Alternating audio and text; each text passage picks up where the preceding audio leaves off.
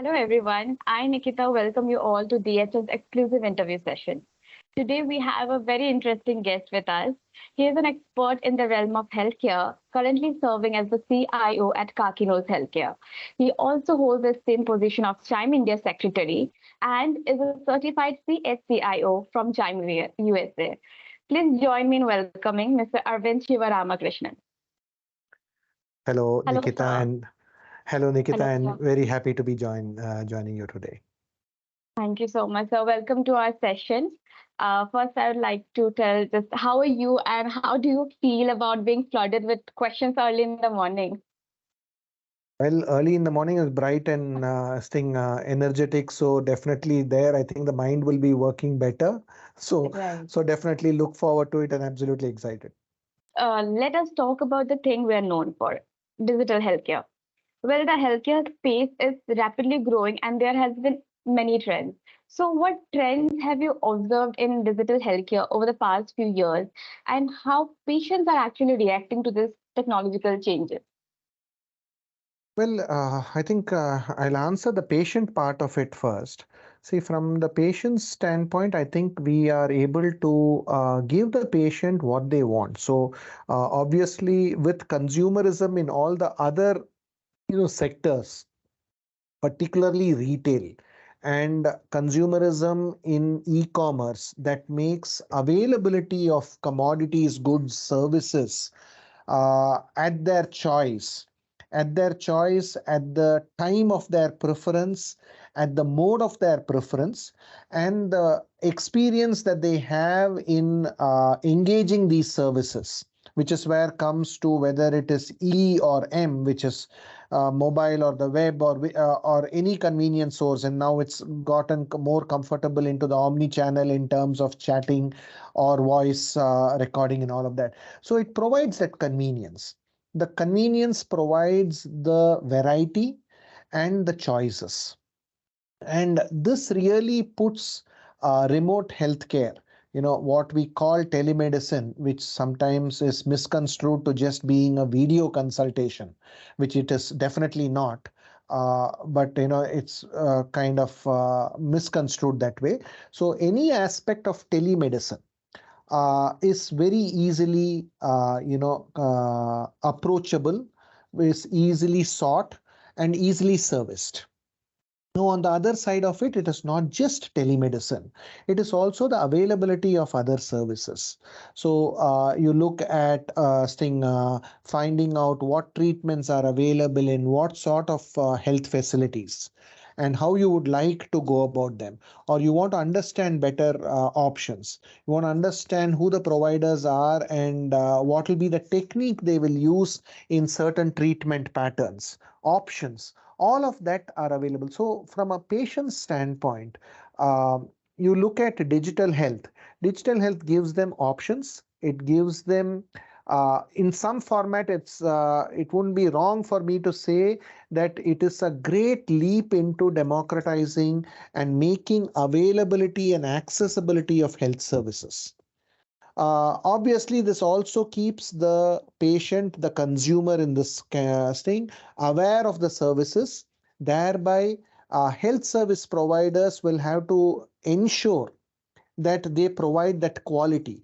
So it kind of also the whole advent of digital has brought a good check and balance into the system, where providers are ensuring quality because their patients have choices, so they can't leave their, if I may call them customers, and at the same time the customers, the patients have choices. So it's kind of created a very healthy ecosystem of accessibility and availability of healthcare. Now, obviously, whatever I said are the trends. The trends is in terms of how can we make quality healthcare without any compromise to outcomes available in an omnipresent, ubiquitous manner to the patient. So how can we service the patient 24 by 7? So that brings in several technology options. Obviously, the most prevalent is the mobile technology because lots of things being provided, and of late using such like apps in the mobile world to bring in a greater engagement through the omni channel. Okay, any method of communication, and obviously the more prevalent one is the WhatsApp way of doing it in terms of chatting or voice recording, and so those kind of services are there. There's also the interesting aspect of both the provider and the patient harnessing data for their own trends and keeping up with stuff versus harnessing data to see trends as they compare against a population or a logical cohort.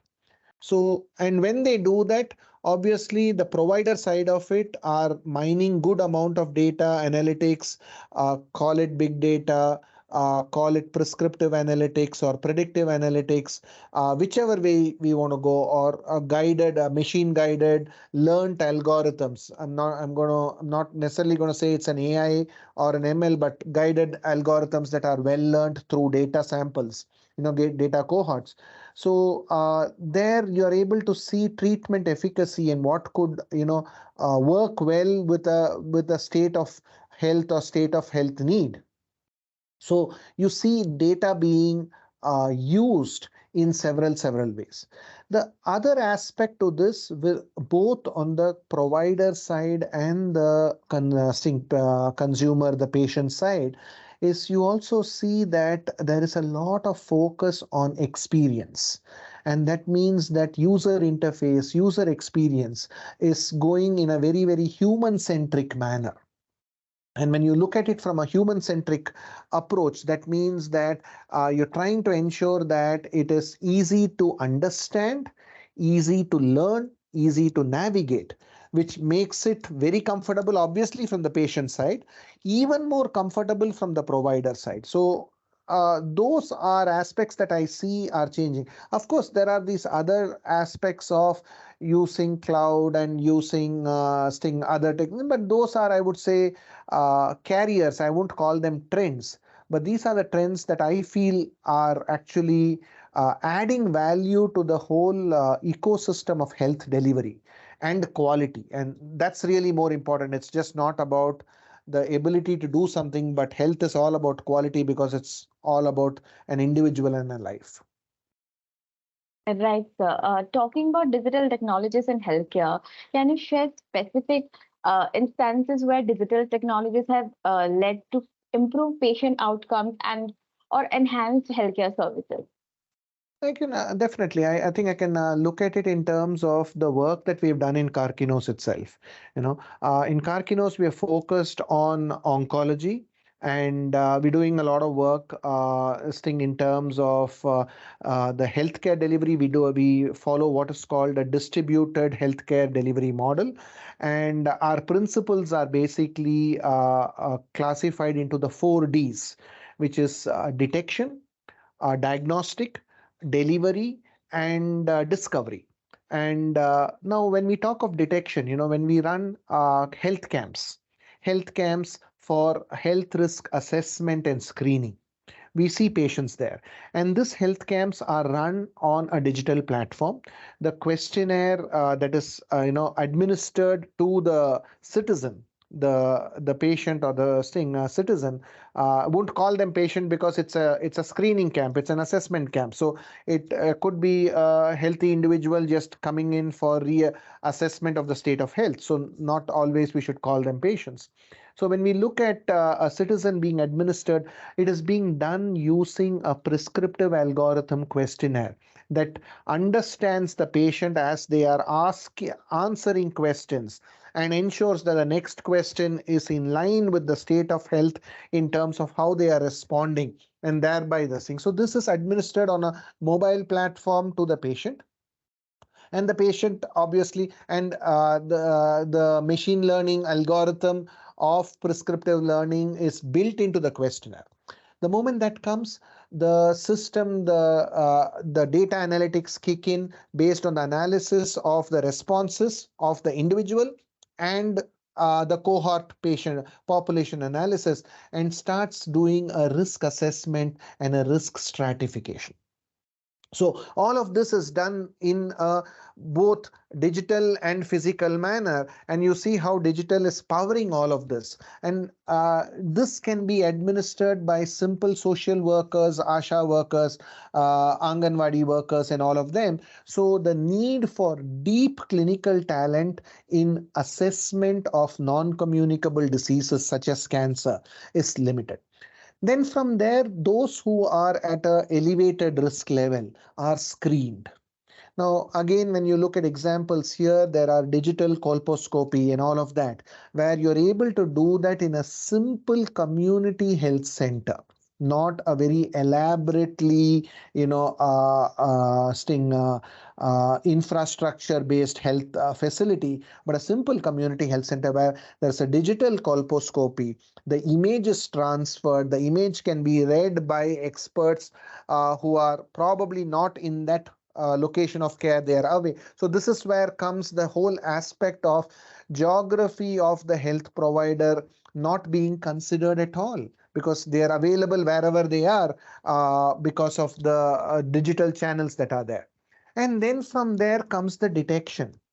So you're able to, once you are doing the screening, you're able to immediately put patients into what is called a virtual tumor board, and where you have experts from everywhere coming in, looking at all the aspects and figuring out what is the right treatment to go. And this treatment is guided by the system, because the system demonstrates the automated evidence-based best practices, clinical pathways, and guidelines, be it the Indian Cancer Society's guidelines or the American Cancer Society's guidelines, or guidelines that have been, used by a lot of accomplished health systems and doctors, which are well published, well evidenced. All of them are made available, and the choices are also provided. So the clinicians are also guided by the options, in addition to having the entire longitudinal record available. And all of this, still the doctors are in different geographies, they're able to see all the information. The patient is still not traveling. See the difference here. So, and then from there on, if there is surgery required, depending on the nature of surgery, you move them to the closest partner hospital. So you don't need to again get the patient to travel. And in this case, either it can be a remote guided telesurgery, or of course, if there's a need for the physician to travel, obviously the surgeon will travel. And then the whole after surgery care is done through a patient navigation center, which is an omni-channel presence. Again, managing the state of the patient, managing the mental wellness of the patient, managing and counseling the family in terms of what to expect, and then continuing to ensure that the patient is staying well. So all of this, and whatever I told are real life examples that we did. It's actually a case study that we did, and what I gave to you is actually the story of a 54-year-old asymptotic lady who had come to one of our screening camps, only to be detected that she was HPV positive. And after that, we were able to go through the screening, the treatment, and the surgery. And all of this was done in less than 45 days. And that patient barely moved a few kilometers from their residence. And this was done in a district in Kerala. So not, I would say, a very, very sophisticated economic zone or a sophisticated health facility. And here, that's where sophistication is about the quality. Sophistication is not about a physical ambience infrastructure, which sometimes is misconstrued by some of the players in having a humongous ambience provided, uh, which which is arguable definitely, but health is provided, quality is delivered, clinical outcomes are achieved, and all of them are best in class as compared to anything that is provided across the globe. So that's where you see all aspects of technology and digital, I said, are playing into the story and the life of a patient, and care is delivered at precision. And here you add the corresponding genomic and molecular biology tests for non-communicable diseases such as cancer. You start having the ability to deliver precision oncology and precision treatment at point of service. you know, at point of service, irrespective of geography. This is the place where we've demonstrated that we've been able to provide precision oncology treatment irrespective of economic barriers and irrespective of geography. And all of this is only because obviously we were seeing extremely talented clinicians and the clinical workforce, but also powered by digital to be able to deliver both clinical and operational excellence. Right, so impressive insight. So, when we are talking about precision care, how does Karkinos Healthcare leverage data and analytics for precision medicine? And what challenges do you see in collecting and utilizing the data effectively? So at Karkinos, we have our own genomics labs, molecular biology labs, immunochemistry, and all of that. So we do a lot of work on genomics, do a lot of work on molecular biology, and all of this obviously is very, very data intensive. We do whole genome sequencing. We understand the gene sequence that can and cause and affect or influence a lot of disease patterns, not limited to cancer, but obviously our focus is more on cancer, but not limited to cancer. And this means that we are able to find good treatment patterns, and that's where precision comes into play. Even when we are looking at surgery that is precision guided, so that you are able to ensure that what you're doing, and particularly in the case of oncology, you're not harming the other organs because of the treatment. And sometimes when we do radiotherapy and all of that, other organs can be affected because of the treatment patterns, which is not desirable. So using precision, using data, using analytics, using the correlation between genomics and the longitudinal data, using the correlation of genomics and the clinical information, using the correlation of the clinical information and the cohort population pattern. So all of this is done by Karkinos. We've got our algorithms, we've got our data lake that provides these thing analytics. And these are provided at point of care to the clinicians. So they are able to do so. And the information is provided to the right person at the right place so that they are able to consume it. So that's kind of how we use analytics, genomics, big data, machine guided algorithms, AI algorithms, so that we are able to deliver quality care to our patients. And it's a learned algorithm in addition to the clinical acumen of the clinicians, the expertise of the clinicians, all of them coming together. It's just not data guided treatment, but it is also the acumen and the art of the clinicians that also comes together with this. Yes, of course, the art of human requires even with the along with the data. Now, in India, there has been significant rise in cancer cases. So, how does the distributed care cancer network address this challenge, and what role do digital records play in its success? It's unfortunate. It's very, very unfortunate that the rise of non-communicable diseases in particularly a country like India is high. And this is for various reasons. Obviously, some of the reasons are still not, if I may call it, nailed down. You know, but these are strong influencers, and one of the strong influencers is lifestyle patterns. One of the strong influencers is uh, unfortunately the mixture of chemicals in the air, in the water, in the food that we eat, that create cancerous outcomes in the body. Okay, and of course all these are still influencers. I don't think we can rightly at this point in time say what is the absolute reason, but we know for sure these are strong influencers.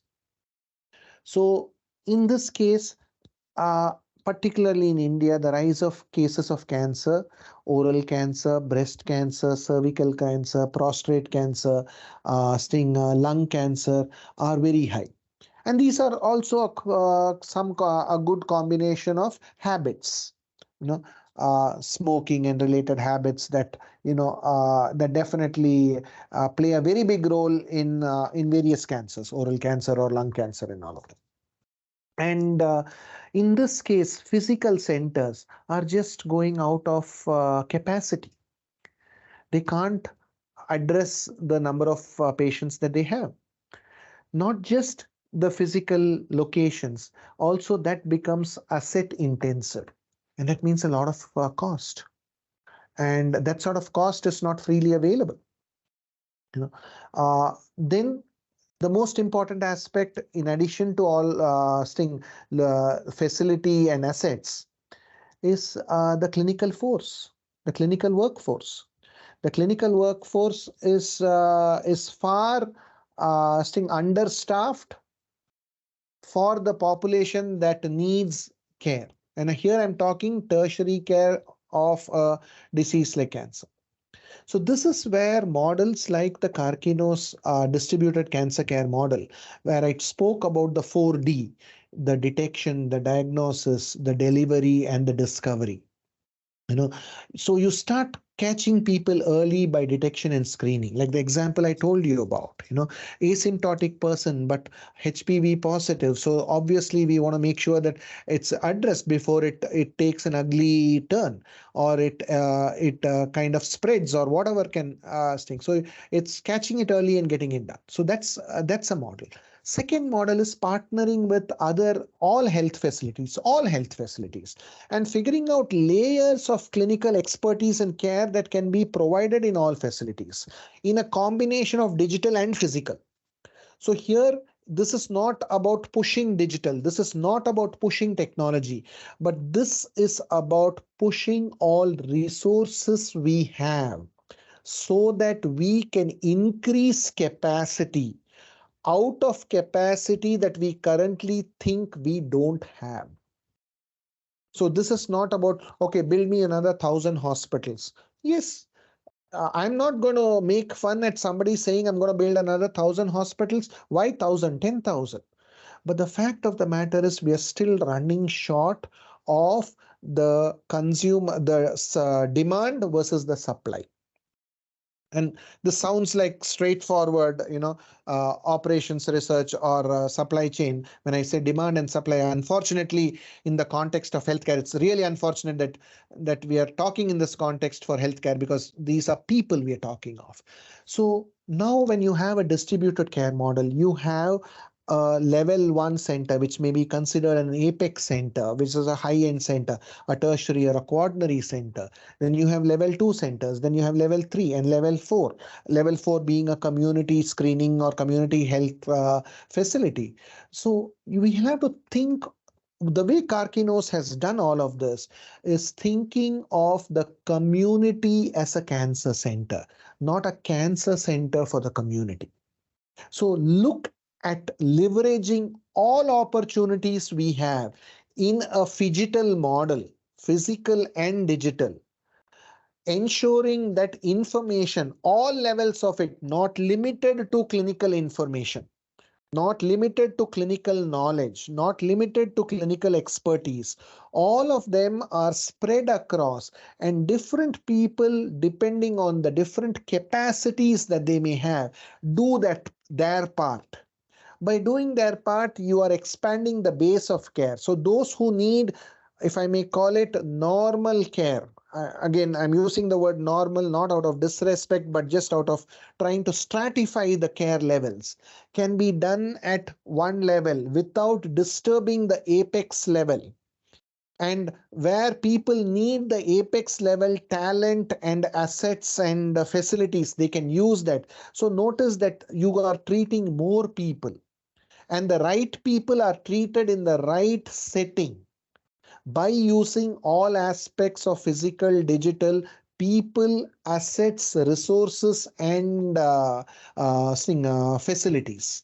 So you kind of maximizing this, and that's the Karkinos distributed cancer care model that we have done, and we've been very successful in treating patients. We've screened close to about 1.5 million patients in the last 12 to 18 months, and close to about 30% who are at elevated risks have been given the next levels of treatment, including close to about about 8 to 12% who required surgery. And fortunately, our outcomes and the quality of life for these patients is very, very good. That means that we are actually able to make a meaning to it, because ultimately it's about ensuring that our treatment patterns increase and maintain and further the quality of life. So we've been fortunate with this model, which is a combination of physical and digital, obviously with a great digital influence, but also with this mindset of a distributed cancer care and not a physical single location one. Thanks for the answers, sir. Well, now moving to the next question. Given the increasing cyber threats in healthcare, what measures have you found most effective in safeguarding patient data and enhancing cybersecurity within healthcare organizations? Well, unfortunately, cyber threat is there and it is serious. And so the first, I would say the most important one, and obviously being a CIO, I'm supposed to give you a very technological answer to that. But more than technology, I think it's education and awareness that's the biggest aspect. And when I say education and awareness, it's a 360-degree education and awareness. And this is where security and privacy go hand in hand. You know, uh, don't talk about things, don't discuss stuff with those with whom it should not be discussed, because when that is done, then somebody else is listening to that information can go and start doing. So this is where privacy and security again go hand in hand.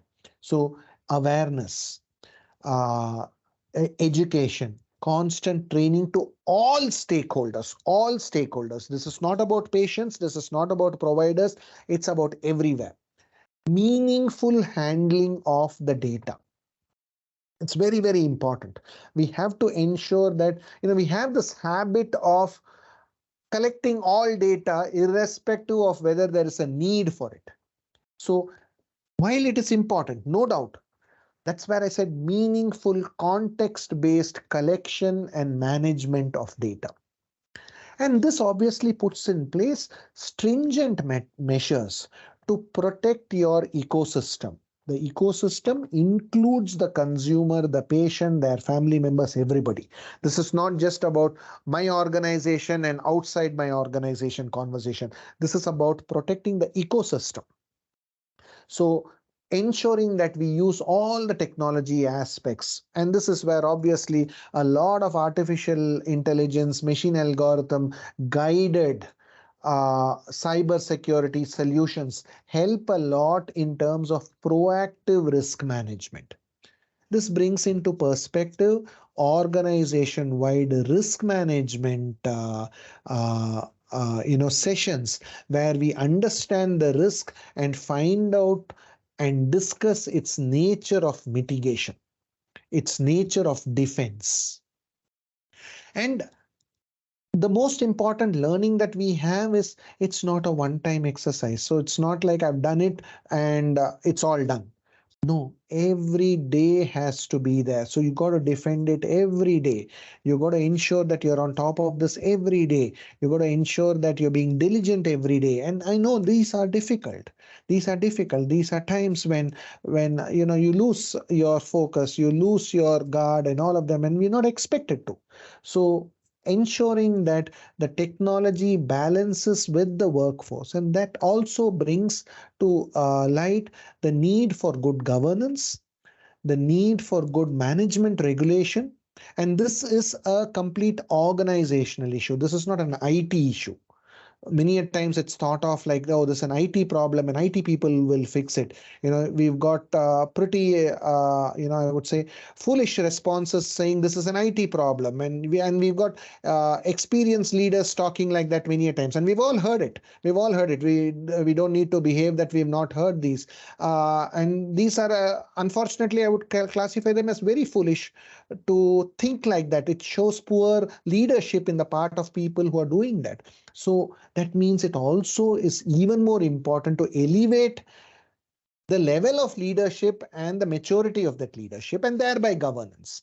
And that brings to perspective the need for cybersecurity talent. So professionals, IT professionals who are in the thick of that thing, building that talent, constantly ensuring that applications that we develop are privacy and security by design. Privacy and security is not a layer on top of your solution offering.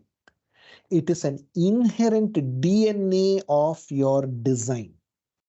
So privacy and security is your DNA. It is not a layer on top. And when you do all of that, and like I said, you got to keep people constantly educated, every stakeholder. That's how all of cybersecurity works. Yes, well, interesting perspective, sir. Coming to the last question, as a member of CHIME and the Secretary of India chapter, could you provide insights into the initiatives CHIME is currently focusing on in the context of healthcare IT in India? Well, we started Chime with the sole intention of furthering health IT knowledge, health IT education. We really, what we've all seen when we all came together to form the Chime India chapter a few years back. If I'm not wrong, 2017 is when we founded the Chime India chapter in Chennai. We did that in terms of we've seen people in IT, we've seen people in health, we've not seen people in health IT. And health IT as a career stream was not there. Today, it is somewhat there. I'm not going to say today also it's there. Okay? So, what we wanted was the healthcare industry needs this talent. It needs the skill of health IT, a combination of health and IT. So we're doing everything that is possible in terms of knowledge, in terms of partnerships. So we've got foundation partners who are, very, very credible organizations who are joining hands with us to help us build health IT, health information technology for executives, for the second level, third level, fourth level layers of the organization, build health IT as a career.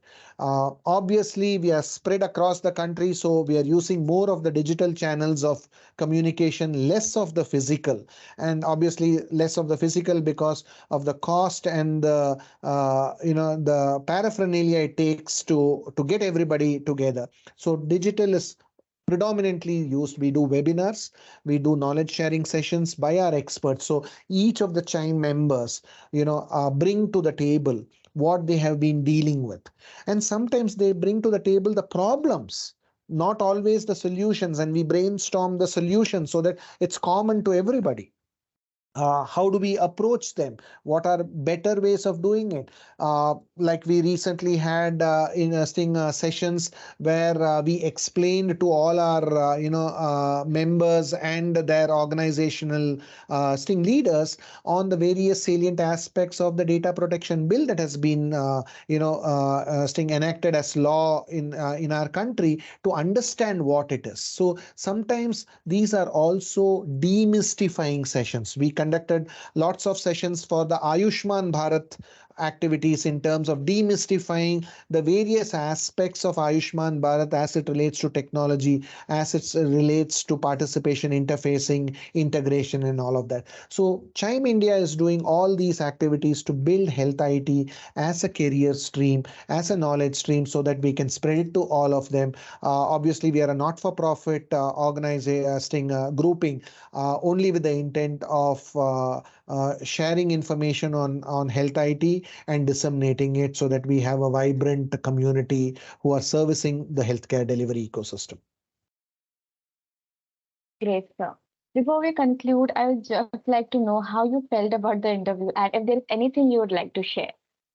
Well, thank you very much. You did cover a range of questions from digital to cyber security and obviously the aspects of Chime.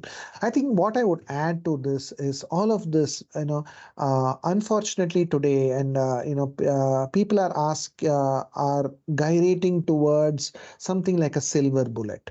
And unfortunately, there is nothing like a silver bullet. It is a confluence of everything coming together. So I've been asked questions in the past in terms of, will AI replace the doctors?